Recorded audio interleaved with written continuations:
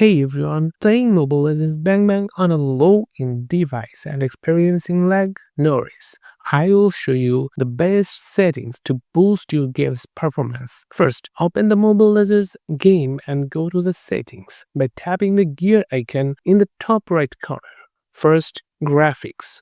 Set the graphics quality to smooth. This reduces the visual load, making the game run more smoothly. Refresh rate. If your phone supports it, keep the refresh rate at high for smoother gameplay. If not, choose medium. Outline and shadow. Turn off outlines and shadows. These consume a lot of resources and disabling them will improve performance. Damage text. Turn off damage text. This reduces unnecessary effects during battles. And the last one is clear your phone's background apps before starting the game to free up RAM.